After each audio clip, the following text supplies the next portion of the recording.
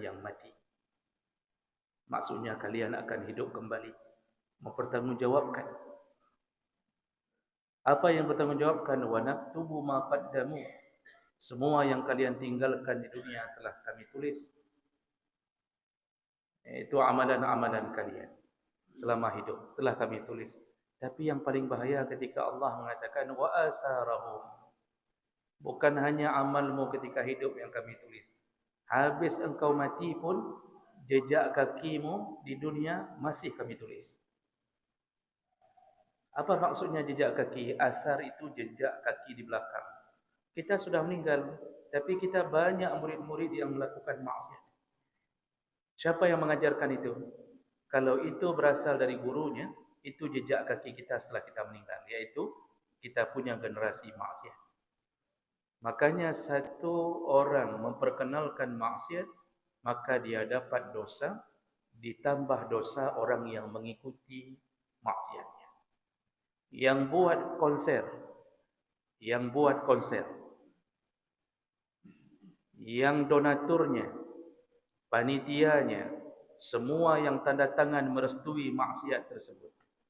Maka malam terjadinya konser, ketika anak-anak muda berhenti di lapangan, duduk berduaan, bahkan sebahagiannya mulai berjoget, mulai mengobarkan nafsunya, syahwatnya. Ya.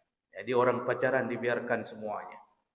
Kemudian mulailah berjingkrak ramai-ramai. Mereka berdosa, dan semua dosa orang yang berada di situ yang melakukan maksiat itu Allah tambahkan kepada yang melakukan konser.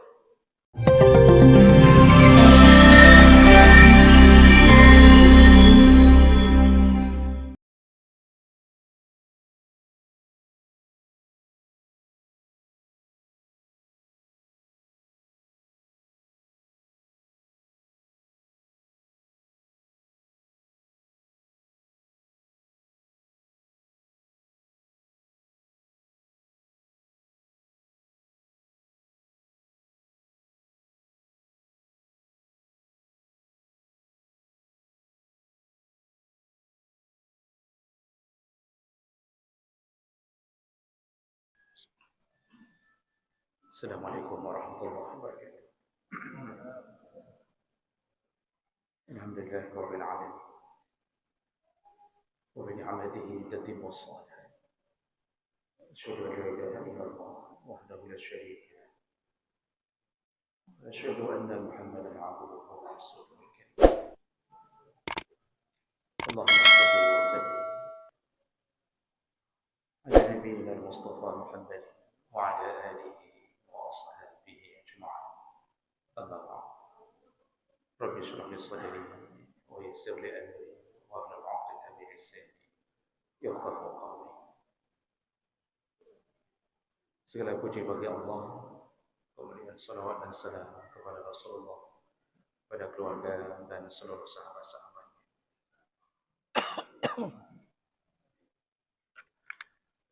Bapak Ibu jemaah salat Maghrib dan Isya yang Allah muliakan insyaallah. Kita akan sambung pembahasan tentang adab-adab dalam mencari rezeki. Di pertemuan yang lalu kita sudah membahas, setelah kita yakin bahwa Allah yang memberi rezeki, maka ada berikutnya kita diminta hanya memohon semata-mata kepada Allah dalam persoalan rezeki.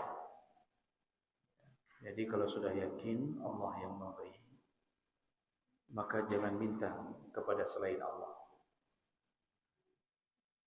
Masalah kita diberikan melalui tangan-tangan manusia, biarlah itu yang menjadi urusan Allah. Dari tangan siapa kita mendapatkan rezeki. Tetapi yang jangan putus di dalam lisan dan di hati, yaitu bermohon hanya kepada Allah. Karena tidak akan keluar rezeki dari jalan manapun kecuali dengan izin Allah. Kalau Allah sudah ingin memberi, tidak ada yang bisa mencegah. Kalau Allah ingin mencegah, maka tak ada yang bisa memberi. Itu yang disebutkan oleh Nabi, dan itu menjadi zikir setelah salat fardu. Kata Rasulullah, Allahumma la mani'a lima a'taita wa la mu'tiya lima mana'ta. Ya Allah, tidak ada yang bisa mencegah kalau Engkau ingin memberi, dan tidak ada yang bisa memberi kalau Engkau ingin mencegah.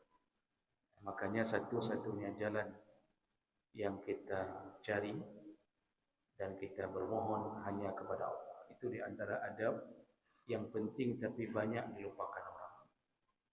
Jadi manusia ini mencari rezeki dengan usahanya sekuat-kuatnya, tapi dia tak pernah meminta kepada Allah Subhanahu wa taala.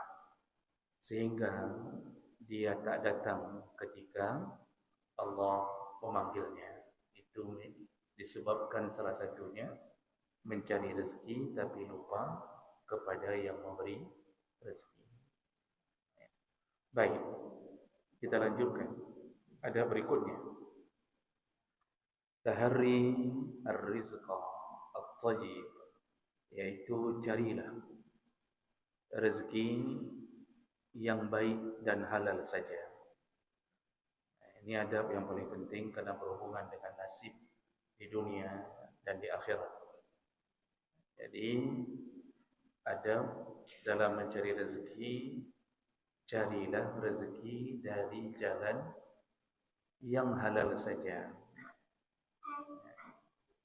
Bahkan jangan dicampurkan sedikit pun. Syubhat pun jangan. Syubhat pun jangan. Rasulullah sallallahu alaihi wasallam melalui satu hadis dari Ummu Salamah radhiyallahu anha, anna Nabi sallallahu alaihi wasallam yaqul idza shalla as-subha hina yusalli. Rasulullah ketika salat subuh beliau sering berdoa setelah salam atau sebelum salam. Apa doa beliau? Allahumma inni as'aluka ilman nafi'a wa rizqan thayyiban wa amalan mutaqabbala. Ini doa ini yang paling sering dibaca setelah selesai salat subuh, atau boleh dibaca sebelum salam, setelah fil alamin innaka hamidum majid. Itu tempat berdoa, ada beberapa doa maksurat yang boleh dibaca, salah satunya ini. Jadi hadis yang sahih ini hadis riwayat Ibnu Majah dengan derajat yang sahih. Rasulullah meminta kepada Allah, ya Allah, berikanlah kami ilmu yang bermanfaat. Jadi itu permintaan Nabi yang pertama, minta ilmu yang bermanfaat. Artinya, kalau engkau berikan ilmu, jadikan ilmu itu bermanfaat. Bermanfaat bagi diri sendiri dan bermanfaat bagi orang lain. Jadi dengan begitu berarti ada ilmu-ilmu yang tak bermanfaat. Ilmu yang tak bermanfaat pada diri sendiri tak bermanfaat, pada orang lain pun tak bermanfaat. Apalagi sampai menuntut ilmu-ilmu yang mendekatkan diri kepada maksiat. Menuntut ilmu sihir, itu salah satu ilmu yang mendekat kepada kesyirikan. Lalu dia amalkan sihirnya, maka dia jatuh ke dalam kesyirikan. Menuntut ilmu dunia, kalau dia bawa ilmu dunia itu untuk persiapan menuju akhirat, maka insya Allah bermanfaat. Belajar biologi, fisika, ternyata semakin dalam belajar, semakin kuat iman kita terhadap kekuasaan Allah. Itu bermanfaat. Lalu ketika kita jadi guru, jadi dosen di atas ilmu itu, hasilnya pun gaji kita sepertiganya kita berikan untuk Allah. Bermanfaat. Tapi ada ilmu dunia tak bermanfaat, malah menimbulkan dosa. Contoh, ilmu mengajarkan kesenian pada anak-anak. Yang guru-guru kesenian mohon berhati-hati. Apa yang diajarkan pada anak-anak? Menyanyi, menari, mengajarkan not lagu, do, re, mi, fa, sol, la, si, do.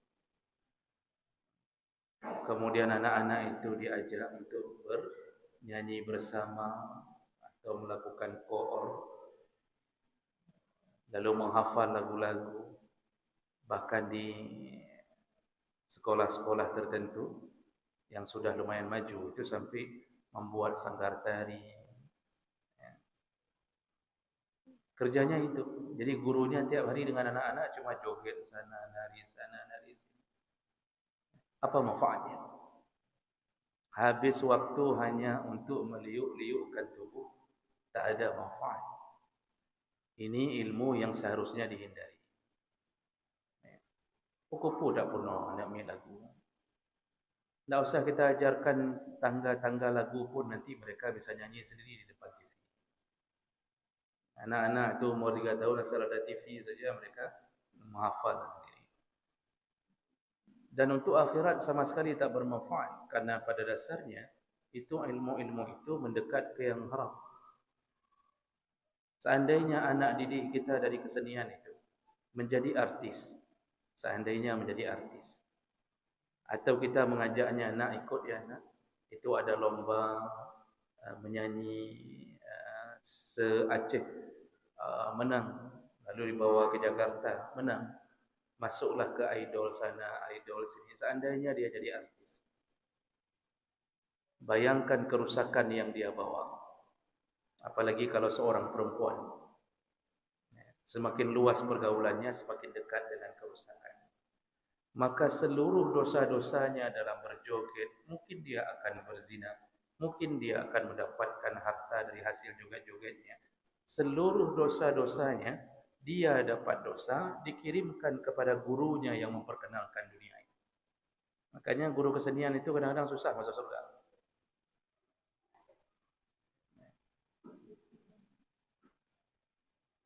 Allah Subhanahu wa taala itu telah membuat suatu keputusan bahawa jejak langkah kaki kita di dunia yang kita tinggalkan setelah kita meninggal itu diperkarakan oleh Allah, bukan hanya ketika hidup. Allah sebutkan dalam surat Yasin, inna nahnu nuhyil mauta wa naktubu ma qaddamu wa asarahum wa kulla syai'in ahsaynahu fi imamin mubin. Kata Allah, inna nahnu nuhyil mauta, kamilah yang menghidupkan yang mati. Maksudnya kalian akan hidup kembali, mempertanggungjawabkan apa yang bertanggungjawabkan. Wa naktubu ma qaddamu, semua yang kalian tinggalkan di dunia telah kami tulis. Itu amalan-amalan kalian selama hidup telah kami tulis. Tapi yang paling bahaya ketika Allah mengatakan wa asarahum, bukan hanya amalmu ketika hidup yang kami tulis, habis engkau mati pun jejak kakimu di dunia masih kami tulis. Apa maksudnya jejak kaki? Asar itu jejak kaki di belakang. Kita sudah meninggal, tapi kita banyak murid-murid yang melakukan maksiat. Siapa yang mengajarkan itu? Kalau itu berasal dari gurunya, itu jejak kaki kita setelah kita meninggal, yaitu kita punya generasi maksiat. Makanya satu orang memperkenalkan maksiat, maka dia dapat dosa, ditambah dosa orang yang mengikuti maksiatnya. Yang buat konser, yang donaturnya, panitianya, semua yang tanda tangan merestui maksiat tersebut, maka malam terjadinya konser. Ketika anak-anak muda berhenti di lapangan, duduk berduaan, bahkan sebahagian yang mulai berjoget, mulai mengobarkan nafsunya, syahwatnya. Ya. Jadi orang pacaran dibiarkan semuanya. Kemudian mulailah berjingkrak ramai-ramai. Mereka berdosa, dan semua dosa orang yang berada di situ yang melakukan maksiat itu Allah tambahkan kepada yang melakukan konser. Seluruh panitia bertambah dosanya. Yang merestui bertambah dosanya.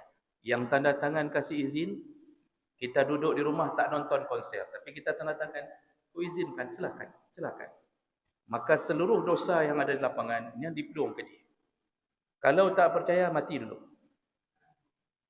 Lihat, benarkah janji Allah melepaskan satu maksiat diikuti oleh orang lain, lalu kemudian dosa itu menjadi dosa jariah. Nyokah galak-galak. Asal ada sedikit acara konser, apa tak ada lain acara yang lebih mulia? Dan ini aneh sekali, luar biasa aneh, seakan-akan kita tak ada pemimpin yang bisa mencegah.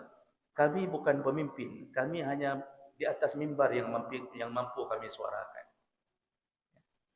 Tak ada kuasa. Saya tak ada jabatan apa-apa. Kecuali saya bapak pilih jadi wali kotanya, baru ku hamba yang kontennya.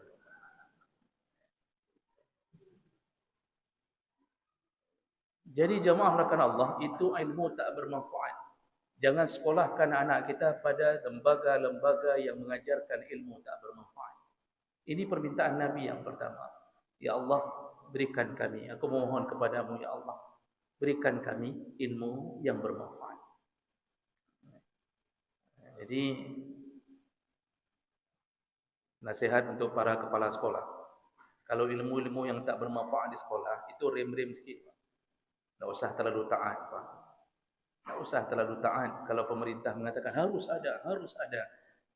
Olah saja itu. Maksiat itu perlu dicegah, diolah saja.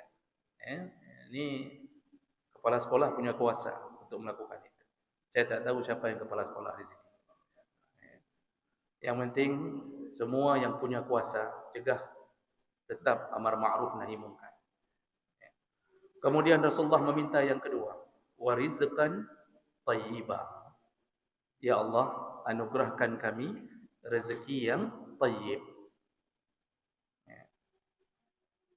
Tayyibah, baik. Baik sumbernya, lalu kemudian baik pengeluarannya, dan berkah hasilnya. Itu tayyibah. Kalau dalam Al-Quran disebutkan halalan tayyibah. Halal dan baik. Jadi Rasulullah meminta itu. Ya Allah, kalau engkau beri rezeki, berilah rezeki yang baik. Rezeki yang baik yang bisa membuat nasib kita selamat di akhirat. Karena kaki kita tidak akan melangkah di hadapan Allah, dari hadapan Allah di hari kiamat nanti sampai kita ditanya tentang 4 pertanyaan. Ditanya tentang umur kita, anggota tubuh kita, ilmu kita, dari anggota tubuh amal kita, kemudian ilmu kita, dan yang ditanya 2 kali adalah harta. Dari mana dan kemana. Jadi pertanyaan paling ketat itu nanti harta. Orang hari ini berduyun-duyun mencari harta. Padahal yang paling ketat seleksinya nanti di yaumil mahsyar adalah harta. Dan kita tahu orang baik atau tidak baik dalam masalah harta. Salah satu indikator yang kita bisa tahu bahwa orang itu baik tak baik ketika kita bermuamalah harta dengannya. Jadi kita tidak bisa tandai orang baik dari wajahnya. Ada wajah putih bersih, baju cukup paling huruf. Ada wajah hitam kelan, hitam legam, tapi masya Allah orangnya baik sekali. Ada yang berjenggot panjang, Pak. Rupanya setan pula bergantung di situ. Ada yang tak ada jenggotnya, klimis, Pak. Oh, licin, tak ada apa-apa. Orangnya beriman saleh. Fisik tak bisa menjadi tanda orang baik. Berkain sarung belum tentu orang baik. Bercelana belum tentu orang tak baik. Jubah tak bisa menjadi tanda apapun. Kopiah bukan tanda. Senyuman, orang yang tak salat hari ini senyumnya paling manis. Orang-orang tak salat, itu paling manis senyumannya. Ya. Coba lihat Bapak, orang-orang kerja di tempat-tempat tertentu, itu tak salat, zuhur datang tak salat. Tapi dia memaksa dirinya untuk senyum, salam, senyum, sapa. Harus ada 3S. Angkat tangan lagi. Assalamualaikum ibu, bapa, apa khabar, sehat. Ya. Oh Masya Allah, luar biasa ramahnya. Semayang sana. Itu tak bisa jadi tanda. Salah satu yang bisa menjadi penanda dia baik atau tidak, ketika kita sudah bermuamalah harta. Coba pinjamkan dia uang. Bayar tidak tepat pada waktunya. Kalau dia sudah mulai berhutang, apakah dia berusaha untuk menyelesaikan hutangnya? Kalau dia mulai bekerja dengan harta, apakah dia amanah menjalankan pekerjaannya?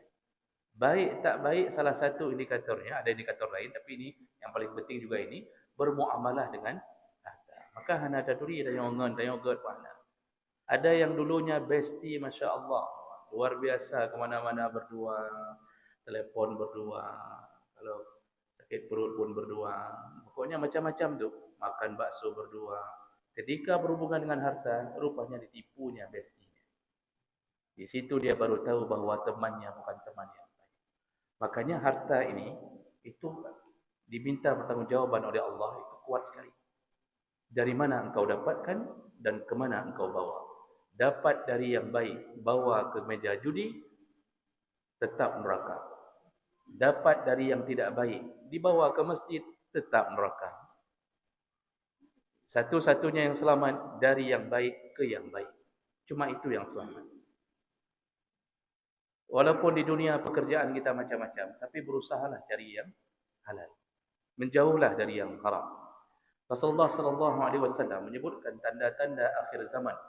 La ya'tiyanna 'alan nasi zamanun la yubalil mar'u bima akhadha al-mal. Amil halal, amil haram. Akan datang suatu zaman kata Rasulullah kepada umatku.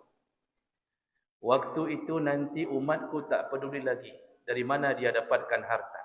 Apakah dari halal atau haram, yang penting makan. Dan inilah zamannya, Pak. Coba lihat orang hari ini, Pak. Cari pekerjaan tu tak peduli lagi. Halal, haram, yang penting makan. Dia sudah tahu itu haram, tapi dia terjun bebas ke dalam haram. Yang penting ada gaji. Bekerja dengan cara memulai dengan sogok. Apapun alasannya haram. Dan hati-hati. Hadis-hadis tentang sogok itu langsung neraka. Jadi Rasulullah tidak menyebut lagi tentang dosanya, langsung neraka. Makanya ada penceramah mengatakan, yang nyogok, yang menyogok, yang disogok tak pernah ada dosa. Dia mulai ceramahnya begitu. Tidak ada dosanya yang menyogok dengan yang disogok, tidak ada dosanya. Oh, semua orang sudah mulai agak heran kok tidak ada dosanya. Iya, karena Nabi tidak menyebut dosa, langsung neraka. Betul sih Nabi. Jadi hati-hati, lihatlah orang hari ini. Yang penting anakku bisa kerja. Berapa nak diminta anak? Ya, sekitar 50 juta lama. Ya, kalau tidak, nama kita dihapus. Oh, tidak apa-apa. Mama usahakan, bapak usahakan. Yang penting kamu kerja anak. Berhasil dia dapat pekerjaan. Dengan memulai sogok. Bangga lagi, Pak. Pamerkan di orang-orang. Alhamdulillah, anak ilum kaluluk. Alhamdulillah, anak saya lulus. Alhamdulillah. Alhamdulillah, 33 kali pula itu. Dia doa, dia angkat tangan, ya Allah, terima kasih kau luluskan anakku, ya Allah. Begitu bodohnya. Allah telah memberinya istidrat, dibiarkan Allah dalam maksiat, dia belum takut. Sering saya mengatakan, bahkan dia foto anaknya, dia tempel di ruang tamu dengan baju seragam anaknya, seragam kerja anaknya. Ingin memberitahu kepada sebuah tamu, ini anakku ni, alhamdulillah sekarang sudah berada di kantor ini. Ini yang ini di sini kerjanya, yang ini di sini kerjanya. Padahal semuanya hasil sogok. Maunya kan tulis sedikit di bawah itu, ini hasil sogok. Apakah anda tulis bacunnya hasil sogok? Kok bangga punya anak kerja dengan nyogok? Ini contoh pekerjaan haram. Ada yang bingung cari kerja, imannya tak kuat, yang penting makan, dimanapun dibuka lowongan dia kerja. Tak peduli mau halal mau haram, yang penting kerja. Dan itulah yang terjadi hari ini. Allah Subhanahu wa taala. Jadi, yang harus kita waspadai, cari rezeki, carilah yang halal. Namun sebagai penutup sementara ini, saya mau kasih tahu dulu bahwa pekerjaan yang haram itu ada beberapa kategori. Yang pertama, terjun langsung ke dalam objek yang diharamkan Allah. Jadi berbisnis dengan objek yang diharamkan Allah. Nah, kalau Allah haramkan babi, maka semua bisnis tentang babi haram. Buka warung babi haram. Ya. Memburu babi haram. Kalau untuk dimakan atau dijual. Ada orang begini, orang Aceh ni tak makan babi. InsyaAllah orang Aceh tak makan babi. Ya. Cuma dia Sabtu Minggu late boy. Ya, terutama di kampung-kampung, pekerjaannya apa? Late boy, kejar babi. Ditombaknya babi, begitu mati dijual ke Cina. Satu babi 500.000. Dimakan hasilnya, itu haram yang 500 ribunya. Apa yang haram dimakan, maka haram pula dijadikan usaha. Jadi objek-objek haram itu menimbulkan pekerjaan haram. Khamar haram, ganja haram, sabu haram. Maka semua yang menyangkut paut bisnis ke haram, maka dia jatuh ke haram. Zina haram, maka membuka lowongan berzina haram. Nah, ini yang pertama. Kategori kedua yang bisa jatuh ke haram adalah pekerjaan yang kita melakukannya dengan akad-akad yang haram. Ya, jadi pekerjaannya akadnya haram. Contohnya riba. Kerja di lembaga riba. Kerja memberi pembiayaan. Jadi ada orang ngambil motor, tidak dikasih cash, disuruh bayar kredit. Waktu kita tanya, ada barang? Tidak ada barang kalau cash. Kalau kredit, langsung pura-pura telepon. Ada barang ini.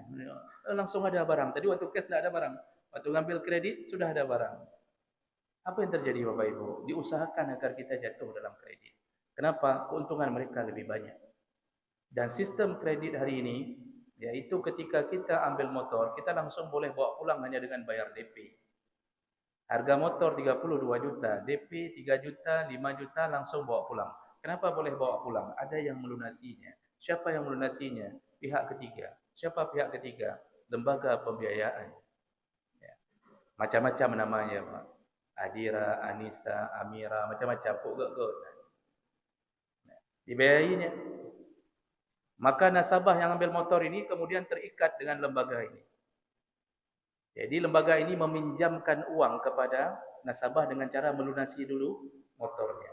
Berapa yang kurang dari 30 juta, dia sudah bayar DP. Yang sudah bayar 5 juta, berarti 25 juta dibayar oleh lembaga ini. Maka nasabah ini terikat dengan lembaga ini 25 juta. Disuruh bayar dengan cara kredit, tergantung margin. Bisa 2 tahun, 3 tahun, 5 tahun. Ya kan? Semakin lama, semakin besar bunganya. Dibayar, dipinjamkan 25 juta kepada nasabah untuk lunasi itu, tapi disuruh bayar masih ke 25 juta. Mana ada? Itu sudah mulai itu 30 juta, 35 juta, tergantung berapa tahun kita ambil. Apa hukumnya Bapak? Haram.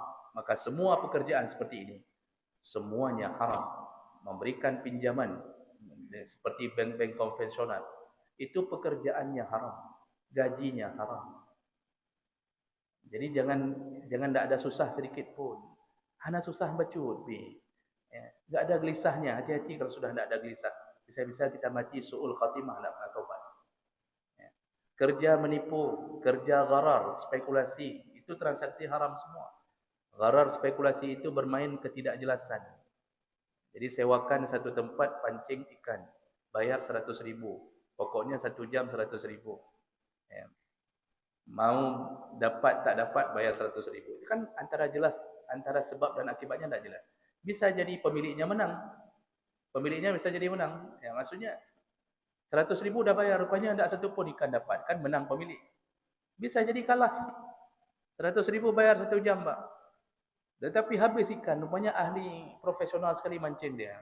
Dan habis ikan di situ, kargo. Nah, makanya semua sistem asuransi itu mengikuti sistem gharar ini. Maka jatuh ke haram. Nah, ini yang perlu kita ketahui, Pak. Jadi sebelum Bapak tanya, saya jelaskan. Yang ketiga, pekerjaan haram bisa jatuh ketika melakukan kezaliman terhadap orang lain. Ini harta yang kita dapat dari menzalimi orang. Mulai dari mencuri, merampok, membegal, menipu, sampai membuat keadaan orang mempersempit kehidupan orang. Saya sering kasih contoh. Kita buat satu kartu. Kartu itu bisa kita bayar 150.000 selesai. Tapi tidak dikasih. Disuruh kasih uang rokok dulu, Pak. Ini kalau tidak ada uang rokoknya, ini nggak bisa ini. Kasih, coba beli rokok dulu. Atau udahlah kami yang belilah, kasihlah uang rokoknya. Kasih uang rokok. Rokok bukan satu kotak, Pak. Satu selop juga. Nanti minta uang kopi. Padahal dia digaji memang itu pekerjaannya. Tapi tetap minta cari lebih. Itu menzalimi orang. Padahal yang tertulis 150.000. Nah, beginilah keadaan akhir zaman. Maka menyudah fikir-fikir cukup ramai urang yang pacu haram. Padahal Allah telah mengatakan haram itu bisa membawa ke neraka. Nah, jadi ini yang perlu kita hati-hati. Baik, saya berhenti di sini. Silakan.